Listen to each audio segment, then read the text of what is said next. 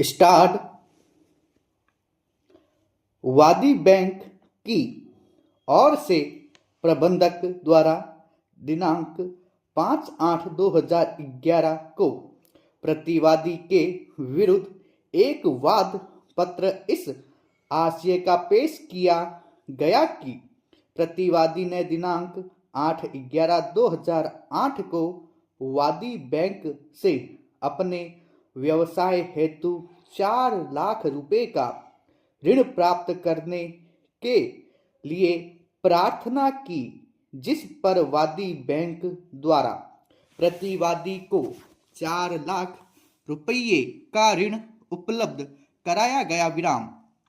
प्रतिवादी द्वारा दिनांक 10/11/2008 को वादी बैंक से 4 लाख रुपये नगद प्राप्त कर वादी बैंक के पक्ष में demand promissory note, letter of waiver, letter of interest, agreement for hypothecation आदि दस्तावेज निष्पादित कर दिए गए। विराम। यह राशि 31/3/2011 तक वापस लौटानी थी। विराम। ऋण पर 15% सालाना की दर से ब्याज अदा किया जाना था। विराम। रमाशंकर नामक व्यक्ति ने प्रतिवादी की गारंटी दी, लेकिन उसका दिनांक 6/7/2010 को देहांत हो गया। विराम। प्रतिवादी से अन्य गारंटर की मांग की गई, लेकिन अन्य कोई गारंटर पेश नहीं किया। विराम।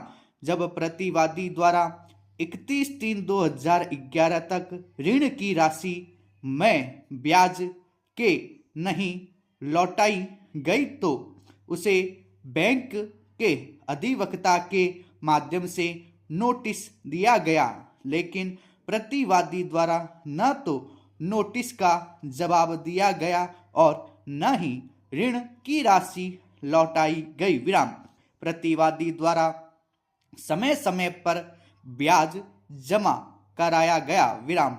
वाद संस्थित करने की तारीख तक वादी बैंक के प्रतिवादी की और 1 लाख रुपये ब्याज के बकाया रहे। विराम। इस प्रकार वादी बैंक प्रतिवादी से 4 लाख रुपये मूलधन एवं 1 लाख रुपये ब्याज के इस प्रकार कुल 5 लाख रुपये पाने का हकदार है। विराम। अतः तद अनुसार डिक्री पारित की जावे। विराम। पहरा। वाद पत्र में यह भी कहा गया है कि बैंक राष्ट्रीयकृत बैंक की जयपुर शाखा है। विराम। उसके प्रबंधक को वाद लाने का प्राधिकार है। विराम। वाद निर्धारित न्यायालय शुल्क पर निर्धारित समयावधि में पेश किया गया है तथा न्यायालय श्रीमान को इस वाद की सुनवाई करने की आर्थिक एवं प्रादेशिक अधिकारिता है। वाद कारण दिनांक 31/3/2011 को उत्पन्न हुआ, जब प्रतिवादी द्वारा ऋण की राशि का समुदाय नहीं किया गया। विराम। पहरा। वाद पत्र पेश होने पर प्रतिवादी को समन जारी किया गया, जो प्रतिवादी पर दिनांक 25/8/2011 को तामील हुआ। विराम। दिनांक 10/9/2011 को प्रतिवादी द्वारा लिखित कथन जवाब दावा प्रस्तुत किया जाना था, लेकिन उक्त तिथि को न तो प्रतिवादी न्यायालय में उपस्थित हुआ और न उसकी ओर से किसी अधिवक्ता द्वारा उपस्थिति दी गई। विराम। ऐसी स्थिति में प्रतिवादी के विरुद्ध दिनांक 10/9/2011 को एक पक्षीय कार्यवाही का आदेश पारित किया गया। विराम। पहरा।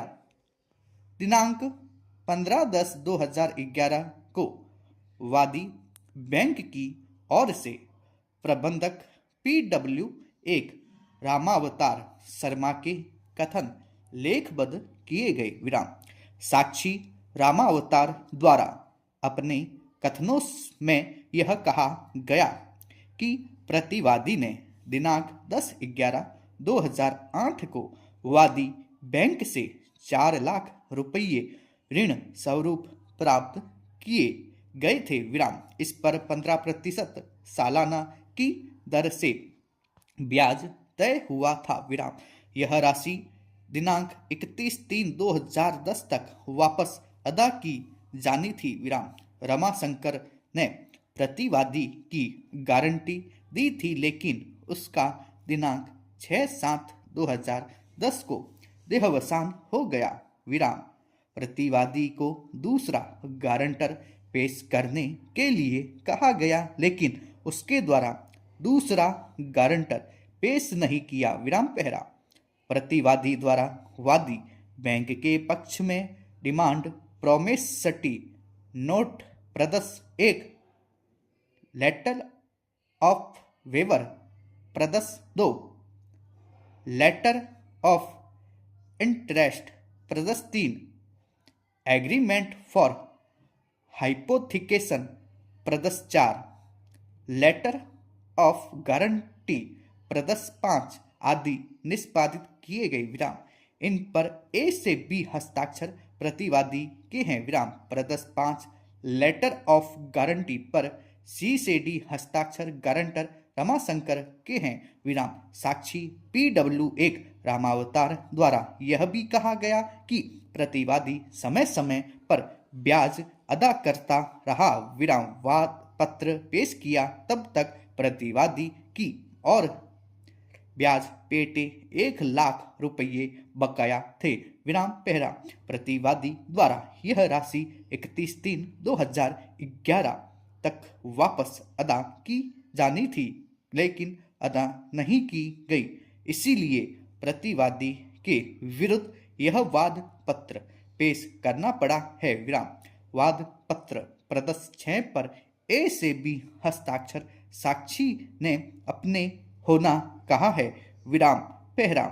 साक्षी PW1 रामावतार से प्रतिवादी की ओर से प्रति परीक्षा जिरह नहीं की गई है। विराम। ऐसी स्थिति में उसके कथन अखंडनीय हैं और उन पर अविश्वास करने का कोई कारण नहीं दिखता है। विराम।